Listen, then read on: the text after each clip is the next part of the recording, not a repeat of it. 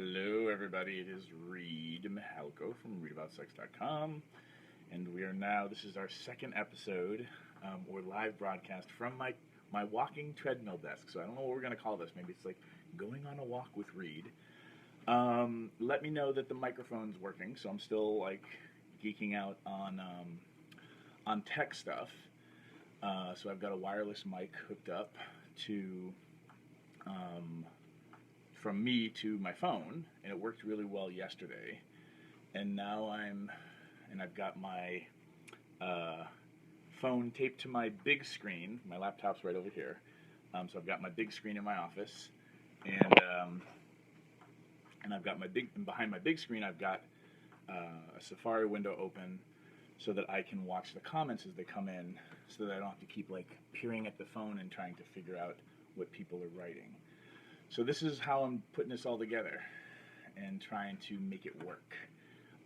So let me know if you have suggestions or upgrades and things that we learned from yesterday's cast.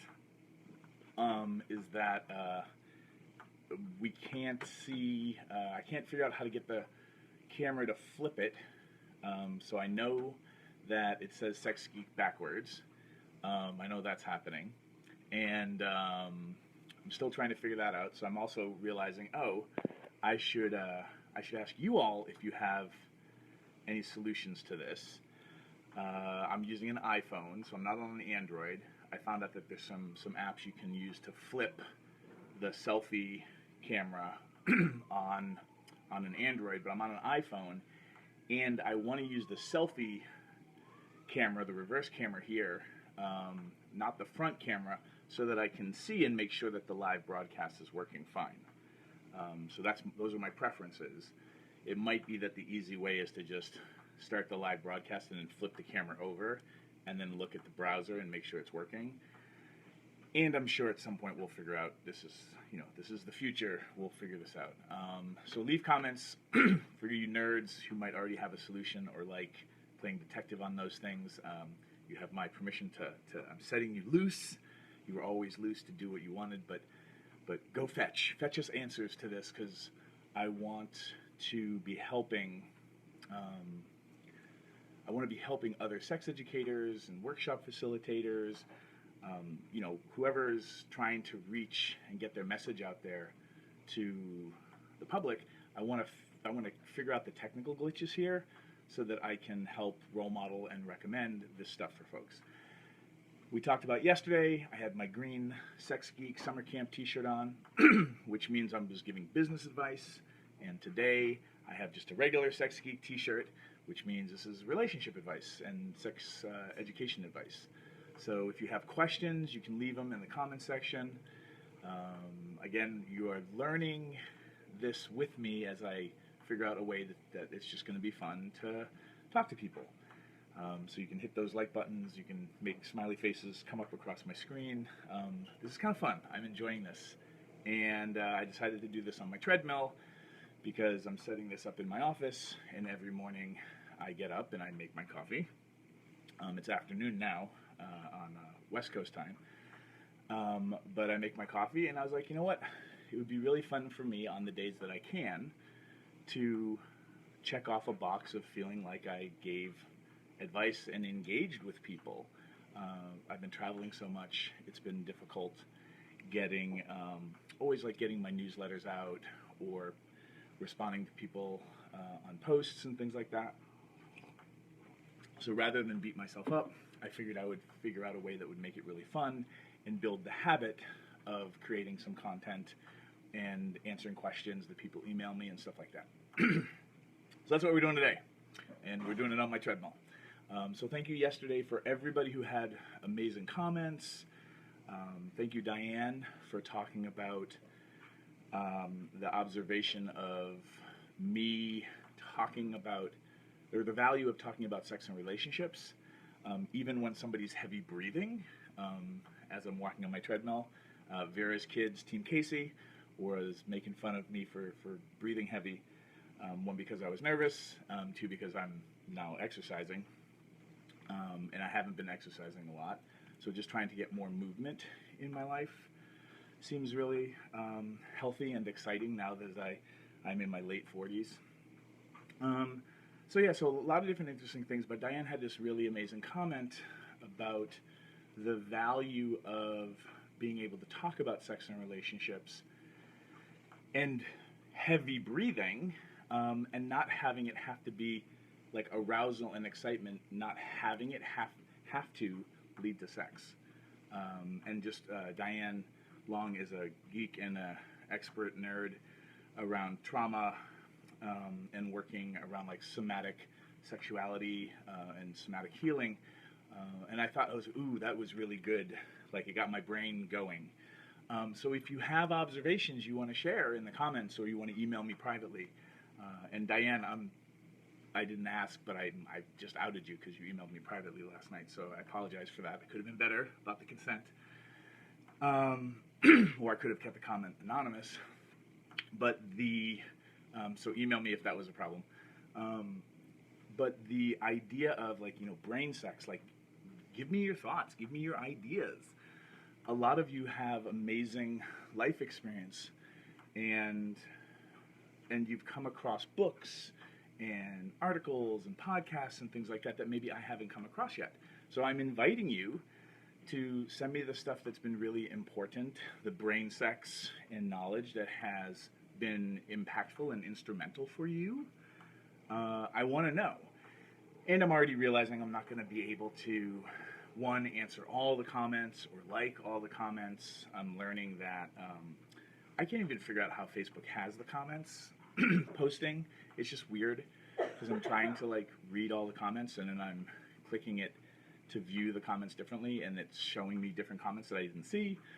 So basically, this is a preemptive. I apologize if I don't answer every email or answer every comment, and I'm super appreciative and thankful that, for one, for technology, two, that we get to play this way, and I hope that this stuff is useful. That being said, let's see who we've got on the comments. When this piece reminds me kind of like if you are old enough to remember or watch reruns of Romper Room, like where they have the magnifying glass lollipop situation. So now we can kind of like say hi, and there's Mark Michael, good morning. Yes, I will penetrate you with my insight in my dorky ways. Jean Marie, good morning or good afternoon. Renee, hi. So things I want to talk about today. I want to talk about being awkward, because for those of you who don't know me personally, or have seen me teach, like, I'm actually quite insecure in life. I grew up with a mom and dad. My mother became an alcoholic and was emotionally abusive, verbally abusive when she was drunk.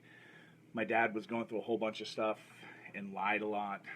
And so just, for me growing up being, the roly-poly kid who was too heavy to play every year on the Pop Warner Football League in my hometown in New Hampshire, with the league that my father started, the team that my father started, and was the head coach of. Like, I just grew up with, and being a dork and a nerd, I just grew up with a lot of insecurities, and we didn't use the word geek in positive ways back when I was growing up. So I had a lot of insecurities and didn't know how to navigate that, and eventually, years later as a geek, would have to work through figuring out, like, how can I harness my awkwardness. And one of the things that, as somebody who's really insecure, but who's very secure with how insecure they are, I want to, share with you one of the tools that I had to create to help get myself out of my insecurity K-holes from time to time.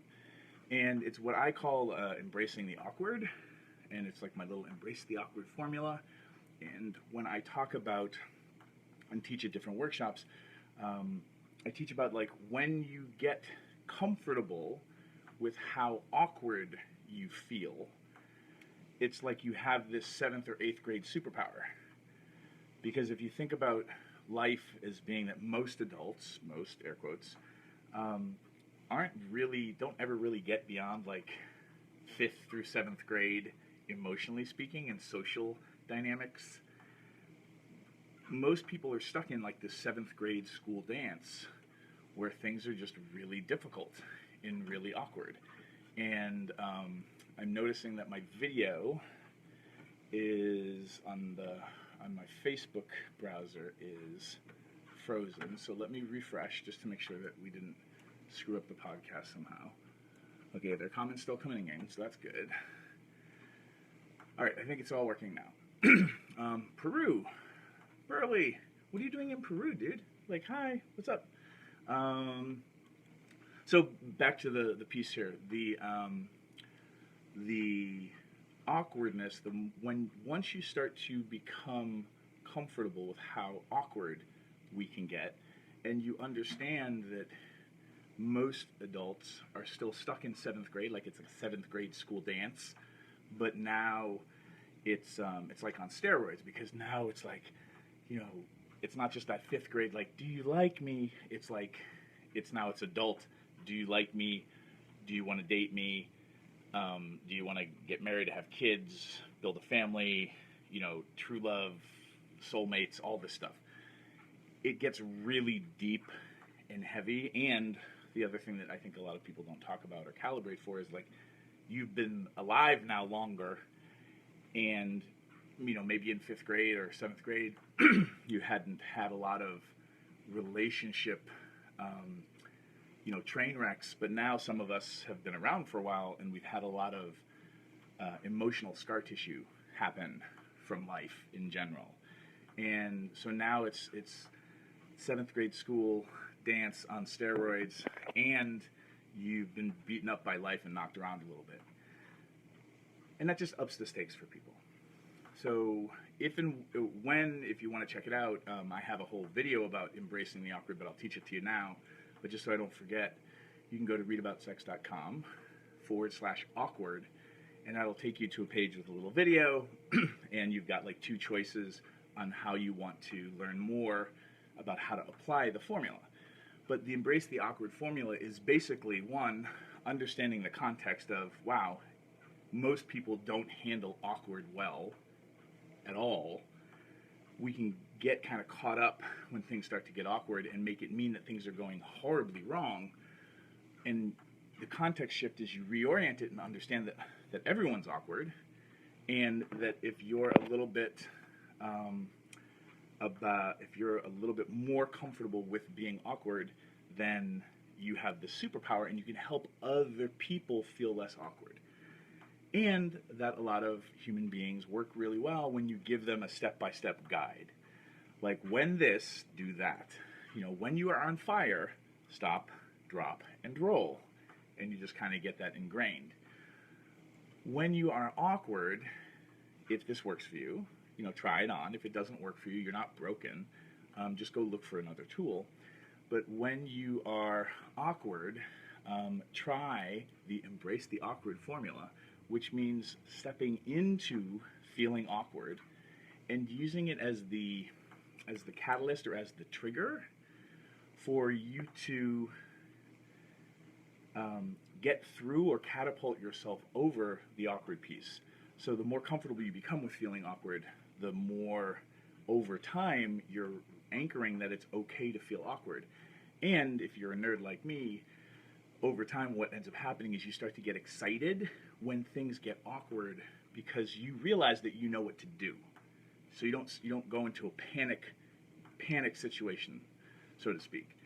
So the Embrace the Awkward formula is that whenever you feel awkward, you take a deep breath, and I'm heavy breathing here because I'm walking on my treadmill. You take a deep breath, and as you exhale, and I would say let out a sound if you can, if it's appropriate. So if you're wherever you are at home, or hopefully you're not driving watching this, take a deep breath, and then go, ugh.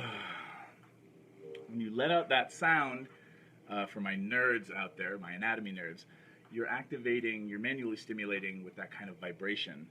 You're manually stimulating your vagus nerve, which is helping you get out of fight and flight into rest and relaxation mode. So you're going from your sympathetic nervous system to your parasympathetic nervous system. Yes, I think that's right. Sometimes I flip those two. Correct me in the comments if I'm wrong. So you take a deep breath, noticing that you're awkward. Either, just exhale or let out some sound. And the first step of the Embrace the Awkward formula, take a deep breath, say to yourself, the awkward is upon us as you exhale. And then the second step is to whoever is around when you're feeling awkward, to announce, I have an idea.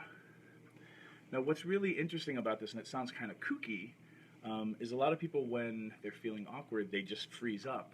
And if you have two people or more people who are all feeling awkward and everybody freezes up, it just gets more awkward. So when you take a deep breath, say to yourself, the awkward is upon us. That will help trigger the rest of the steps, which is, I have an idea. And when you're hanging out with people who are awkward and you say you have an idea, almost 100% of the time, everybody looks at you like you are the savior of the situation and is like, what's your idea? One, we're curious. Two, when we're feeling awkward, everyone is looking for anything or anyone who can throw them a lifeline. So when you say, I have an idea, most people are like, what? What is the idea? And then what I would suggest in interpersonal relationships, like let's say it's dating, or you're having sex, or you're in a relationship with a loved one. There's a business version of this that you can use as well. But let's say it's in a relationship, because this is relationship advice. Suggest something that you want that will make you feel good. So here, the crazy, kooky example is when I teach my threesomes workshops. There's that moment where everyone's like, oh my God, like, we're here, we're about to have a threesome, and everyone's waiting for somebody to make the first move. So this is where I first started teaching this formula, and then I realized that I was doing it in a lot of different areas of my life. But let's say that you're on a date, and it's time for that first kiss, and you don't know if it's time, or you're pretty sure it's time for the first kiss, but now it's awkward, and maybe the other person is like, is it time?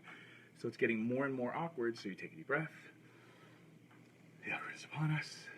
I have an idea. And they're like, what? And he's like, I think we should kiss right now. Would you like to kiss? Yes or no? And in saying it, you're asking for something that you would like. And there's a reason that you ask for something that you would like, because a lot of people don't handle being put on the spot well, especially when they're awkward. So when you say, I have an idea, and they're like, what? And you're like, what would you like to do right now? Now all the pressure's on them, and they're already awkward. So when you ask for something that you would like, and then say yes or no, they can give you a response. And it takes some of the pressure off of them having to come up with the idea immediately. The next step is, if they say yes, then you have to initiate the thing that you asked for. Because if you don't, both people will just wait there expectantly, and then it gets awkward again. If you forget to initiate, like you forget to lean in, they say yes to the kiss, and you forget to lean in for the kiss, and pucker up, and you're both just staring at each other, then you just keep the formula going. Take another deep breath. Awkward is really upon us now. I have another idea. And they're like, what? And like, let's lean in and touch lips. Let's mush faces. And then you do it. If and when people are hesitant, like you don't get a yes or a no, then what I would do is, you go, I have another idea. You make another suggestion. If people are still hesitant by that second suggestion, you can, whoops, I somehow opened up my Instagram. Stop. Siri's open. Gosh darn it.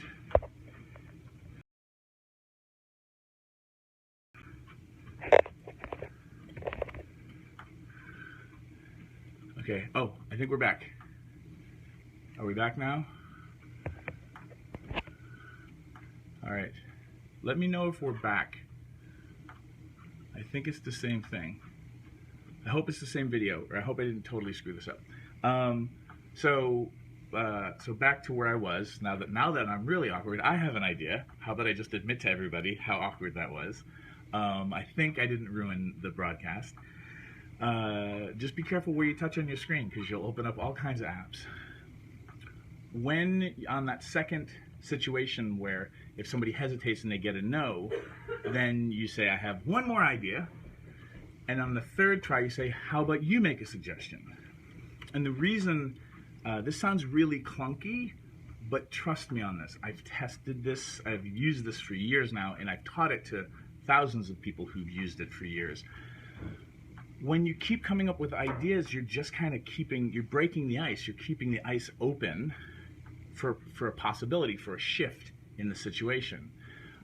So if somebody doesn't say yes immediately, you're not a fool. You just didn't come up with something, or the two of you haven't found something yet that it feels like a good fit.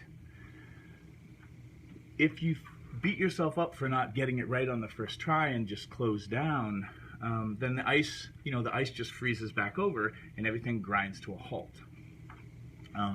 So again, like, test drive this, the Embrace the Awkward formula. You can get it. There's even a download at readaboutsex.com/awkward. And there's a little video to walk you through everything. But like, try it out. See how it works for you. I've taught people how to use this in business. Let's say you're in a business meeting and it's just going horribly wrong. And then you're like, oh my God, like, we're tanking. And then you're like, I have an idea. Let's all take a break for 5 minutes, get some coffee, and then come back and we'll kick ass.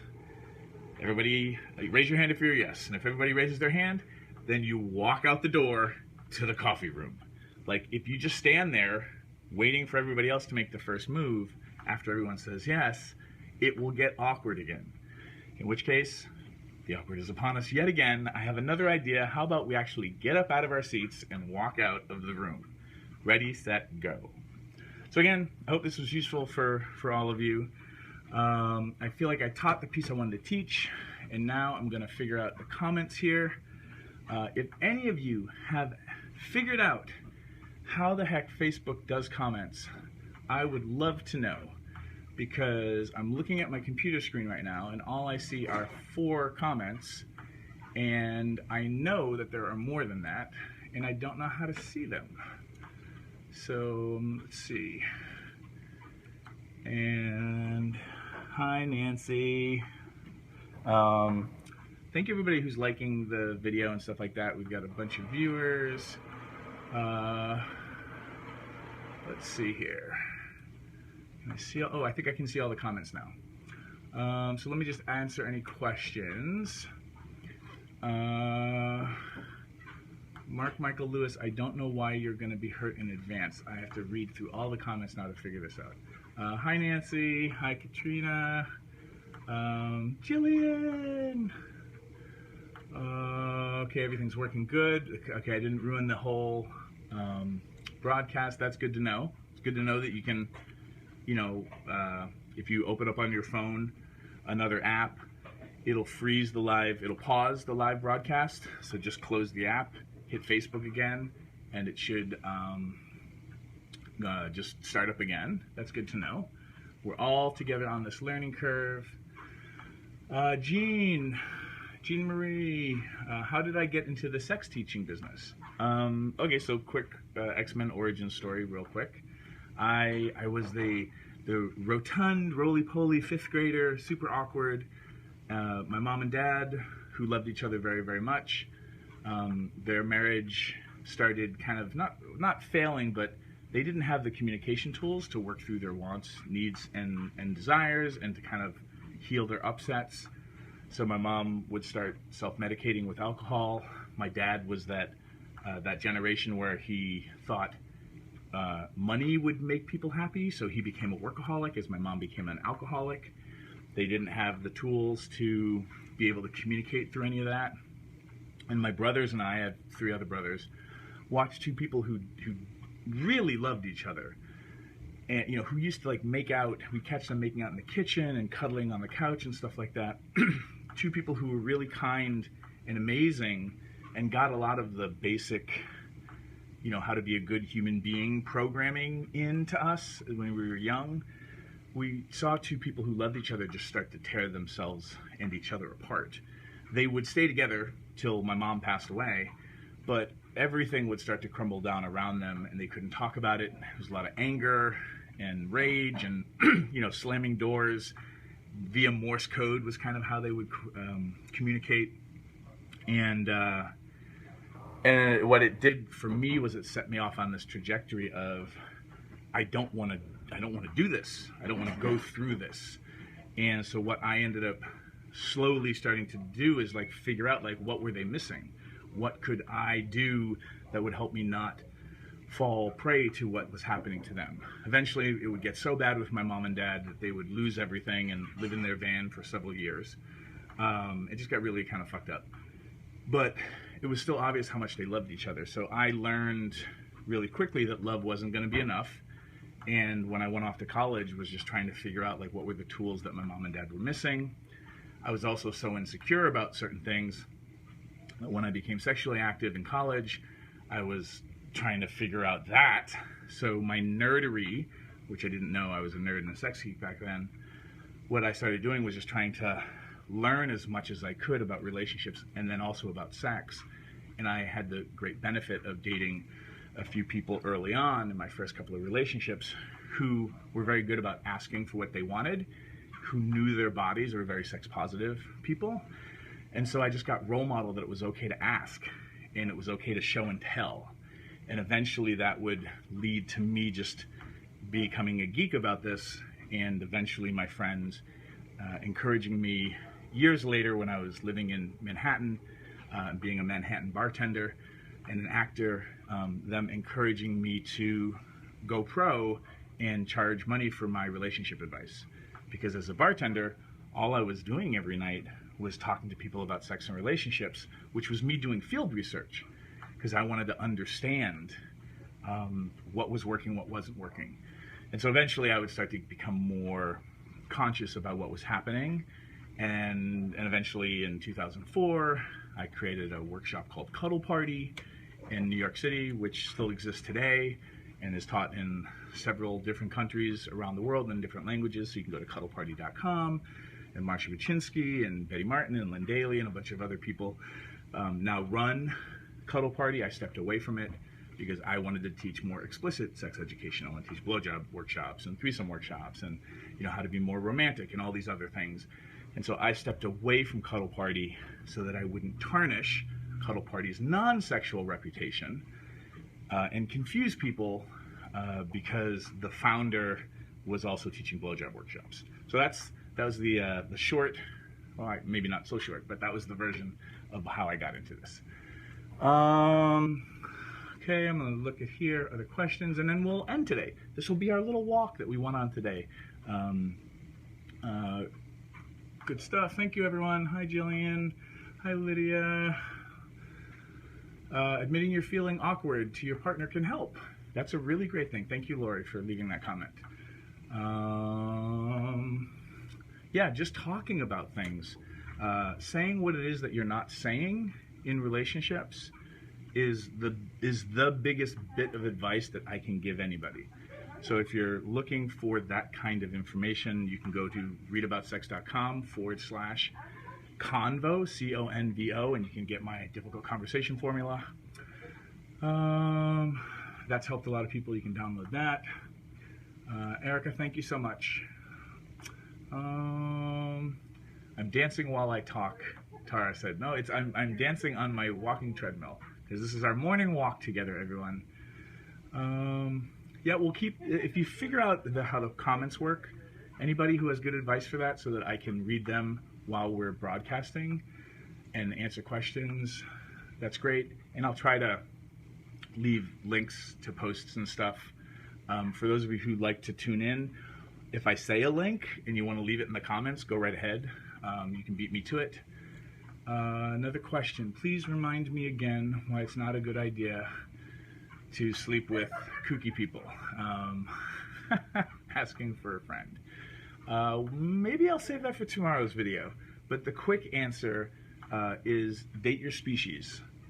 And, I believe that most people would really benefit from less angst and difficulty in their relationships, and that most of us, because many of us grew up in households where there was a lot of friction and a lot of difficulty, we mistake love for difficulty.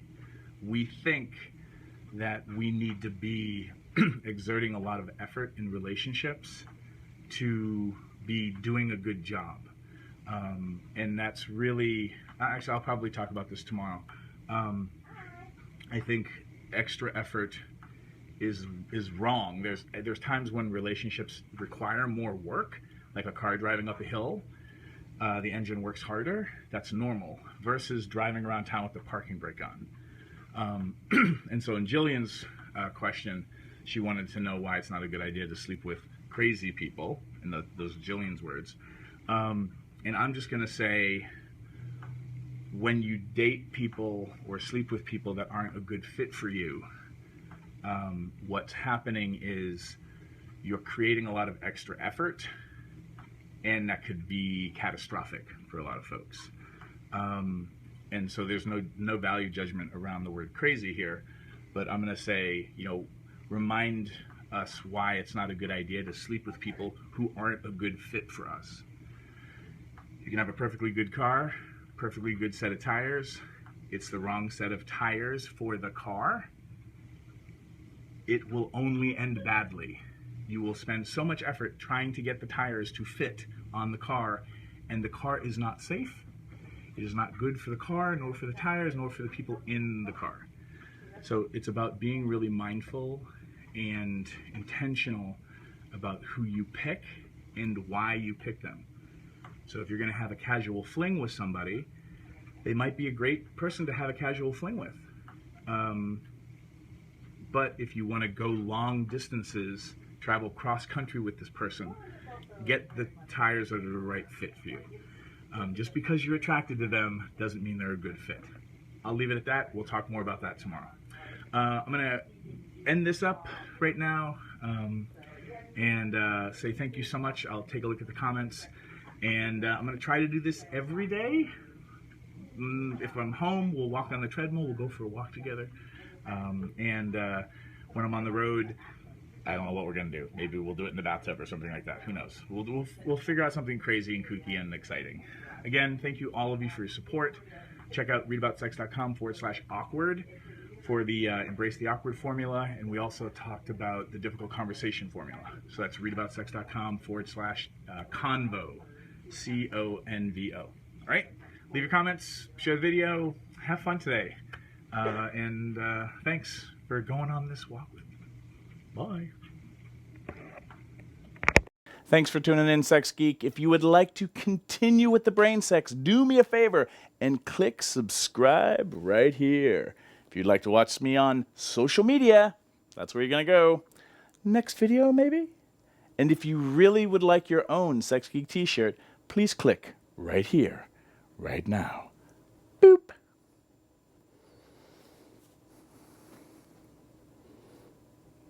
No, really, like...